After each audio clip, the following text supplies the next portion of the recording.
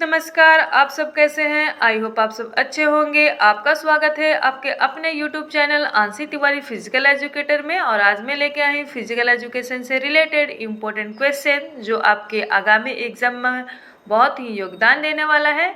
तो चलिए आज के क्वेश्चन की तरफ बढ़ते हैं। और आज का पहला क्वेश्चन है, प्रशिक्षण किसी कार्य की तैयारी की प्रक्रिया है। तो ऑप्शन दिया हुआ है, चलिए आप लोग ऑप्शन देख लीजिए और राइट आंसर भी सिलेक्ट कर लीजिए। और इसका जो राइट आंसर हो जाएगा वो हो जाएगा दीर्घकालीन, यानी ऑप्शन ए सही होगा। अगला क्वेश्चन है, मदिरा यानी शराब किसे उत्तेजित करती है। तो शराब किसको उत्तेजित करती है, ऑप्शन दिया हुआ है, आप लोग भी सिलेक्ट कर लीजिए और मैं इसका राइट आंसर बता देती हूँ। और इसका राइट आंसर होगा स्नायु संस्थान को शराब उत्तेजित करती है। अगला क्वेश्चन है, वो स्त्रियां क्या लेती हैं जिसको लेने से पुरुषों के गुण आने लगते हैं। तो इसका जो राइट आंसर हो जाएगा वो होगा स्टेरॉयड, यानी ऑप्शन डी सही होगा। अगला क्वेश्चन है, किसी प्रतियोगिता या प्रशिक्षण के बाद शरीर को फिर से सामान्य अवस्था में लाने को कहा जाता है। तो इसका राइट आंसर हो जाएगा आपको कूलिंग डाउन, यानी लिम्बरिंग या कूलिंग डाउन, ऑप्शन बी सही होगा। अगला क्वेश्चन है, निम्न में से कौन सा खेल प्रशिक्षण का सिद्धांत नहीं है। तो खेल प्रशिक्षण का सिद्धांत कौन सा नहीं है, आप लोग भी देख लीजिए। और इसका जो राइट आंसर हो जाएगा वो हो जाएगा अनुकूलन का सिद्धांत, यानी खेल प्रशिक्षण का सिद्धांत कौन सा नहीं है, तो अनुकूलन का सिद्धांत नहीं है। अगला क्वेश्चन है, विंड स्प्रिंट से क्या तात्पर्य है। तो ऑप्शन दिया हुआ है, चलिए इसका राइट आंसर बता देते हैं। और विंड स्प्रिंट से ये तात्पर्य है कि रुक रुक कर लगभग 20-25 मीटर तेज गति से दौड़ना विंड स्प्रिंट कहलाता है। चलिए अगला क्वेश्चन है, कौशल कितने प्रकार का होता है। तो कौशल जो है वो कितने प्रकार का होता है, तो कौशल जो है वो 5 प्रकार का होता है, यानी ऑप्शन सी सही होगा। अगला क्वेश्चन है, इनमें से डोपिंग की शारीरिक विधि कौन सी है। तो डोपिंग की शारीरिक विधि कौन सी है, ऑप्शन दिया हुआ है, चलिए ऑप्शन देख लीजिए, आप लोग भी राइट आंसर सेलेक्ट कर लीजिए। और इसका जो राइट आंसर हो जाएगा वो हो जाएगा ऑप्शन सी, यानी जिन डोपिंग होता है। अगला क्वेश्चन है, इनमें से वह कौन सा तत्व है जिसको लेने से शरीर में ऑक्सीजन की मात्रा बढ़ने में सहायक होता है। तो ऑप्शन दिया हुआ है, ओके। तो चलिए इसका राइट आंसर हो जाएगा ऑटोलोगस ब्लड डोपिंग, यानी ऑप्शन डी सही होगा। अगला क्वेश्चन है, कार्य करने की विधि जो किसी विशेष व्यक्ति अथवा स्वरूप से संबंधित हो उसे कहते हैं। तो ऑप्शन दिया हुआ है, चलिए तो इसका जो राइट आंसर हो जाएगा वो हो जाएगा ऑप्शन सी, उसे क्या कहते हैं उसे हम शैली कहते हैं। अगला क्वेश्चन है, वर्ल्ड एंटी डोपिंग एजेंसी यानी वाडा की स्थापना हुई थी। तो वाडा की स्थापना कब हुई थी, ऑप्शन दिया हुआ है, चलिए तो वाडा की स्थापना हुई थी 1999, यानी ऑप्शन बी सही है। अगला क्वेश्चन है, इनमें से वह कौन सा पदार्थ है जिनको लेने से मानव शरीर की मांसपेशीय शक्ति बढ़ती है। तो इसका जो राइट आंसर हो जाएगा वो हो जाएगा आपको नारकोटिक्स, यानी ऑप्शन सी सही होगा। अगला क्वेश्चन है, नाडा का विस्तार रूप क्या है। तो नाडा का विस्तार रूप क्या है, तो इसका जो राइट आंसर है वो हो जाएगा वर्ल्ड एंटी डोपिंग एजेंसी, यानी ऑप्शन सी सही होगा। अगला क्वेश्चन है, निम्न में से किस प्रतिबंधित पदार्थ का सेवन करने से व्यक्ति शारीरिक व मानसिक से उत्तेजित हो जाता है। तो ऑप्शन दिया हुआ है 4। तो चलिए इसका जो राइट आंसर हो जाएगा वो हो जाएगा कोकन, यानी ऑप्शन ए सही होगा। क्या होगा, ऑप्शन ए, क्या नाम है, कोकीन। अगला क्वेश्चन है, निम्न में से किस प्रतिबंधित पदार्थ का सेवन हृदय दर्द तथा हाथों की कपकपी को कम करने के लिए किया जाता है। तो ऑप्शन दिया हुआ है, चलिए तो इसका जो राइट आंसर हो जाएगा वो हो जाएगा बीटा ब्लॉकर्स। क्या होगा, बीटा ब्लॉकर्स। अगला क्वेश्चन है, निम्न में से कौन सा एड्स है। तो निम्न में से कौन सा एड्स है, देखिए blood doping, human growth hormone, anabolic steroids. तो ये जो एड्स जो है ना ये सब हो जाएंगे, यानी उपरोक्त सभी होगा, ऑप्शन डी सही होगा। अगला क्वेश्चन है, निम्न में से कौन सी एड्स एड्स सुरक्षित एर्गोजेनिक एड्स की श्रेणी में नहीं आती है। तो कौन सी नहीं आती है? ऑप्शन दिया हुआ है और इसका जो राइट आंसर हो जाएगा वो हो जाएगा आपको ब्लड डोपिंग, यानी ऑप्शन ए सही होगा। अगला क्वेश्चन है, कौन सा सिद्धांत खेल विशेष की विशिष्ट आवश्यकताओं के अनुसार प्रशिक्षण पर केंद्रित है? ऑप्शन दिया हुआ है। चलिए, तो इसका जो राइट आंसर होगा वो हो जाएगा आपको विशिष्ट का सिद्धांत, यानी ऑप्शन सी सही होगा।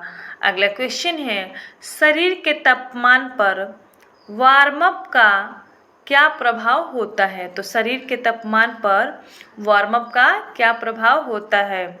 ऑप्शन दिया हुआ है और ऑप्शन है, इसका जो राइट आंसर हो जाएगा वो हो जाएगा शरीर के तापमान को बढ़ाता है, यानी ऑप्शन बी सही होगा।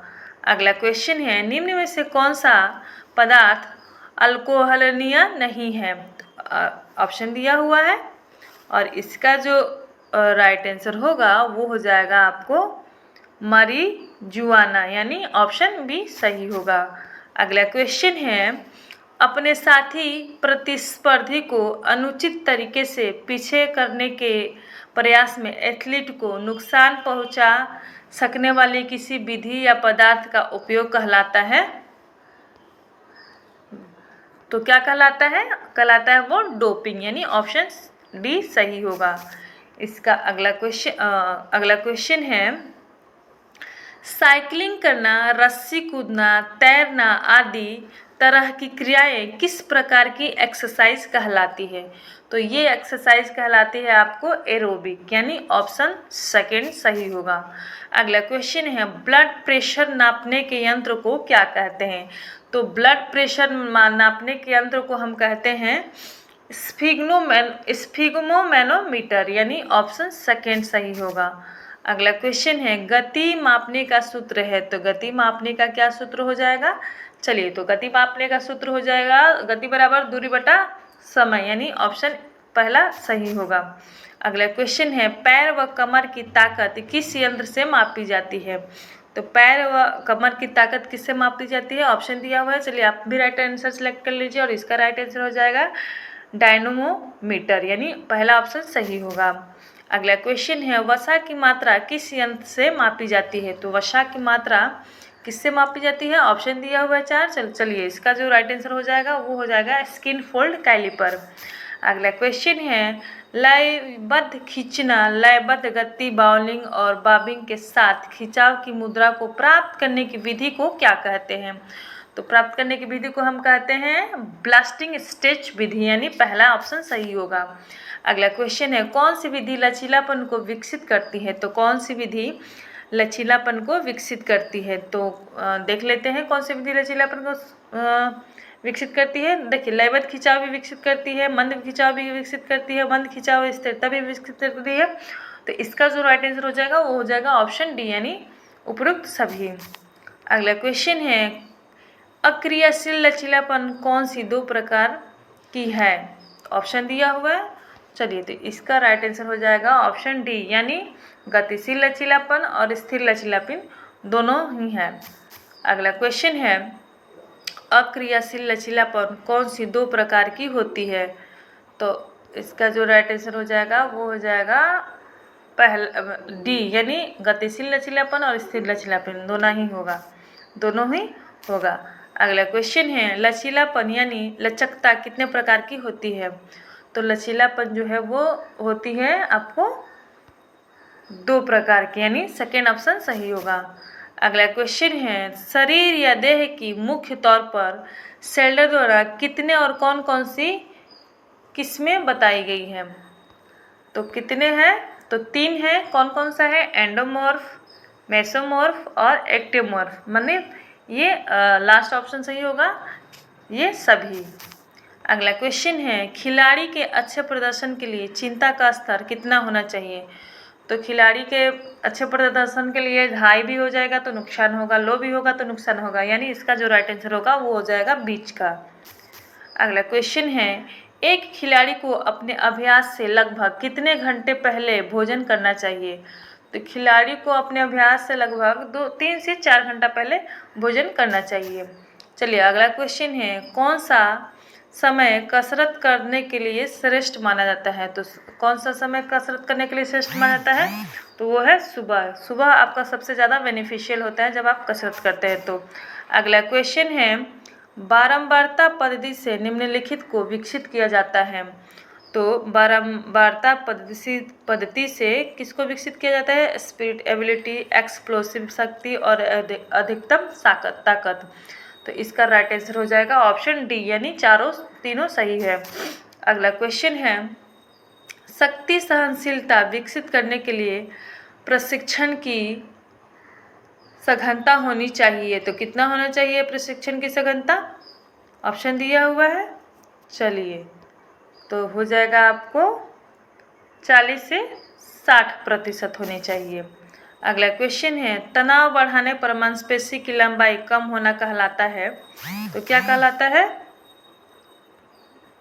कहलाता है कॉन्सेंट्रिक कंस्ट्रक्शन। अगला क्वेश्चन है, गति तथा ताकत का संयुक्त मिश्रण कहलाता है। तो गति तथा ताकत का संयुक्त मिश्रण कहलाता है विस्फोटक क्षमता। अगला क्वेश्चन है, 3 से 10 दिन तक चलने वाला प्रशिक्षण चक्र कहलाता है। 3 से 10 दिन तक चलने वाला प्रशिक्षण चक्र कहलाता है, क्या कहलाता है?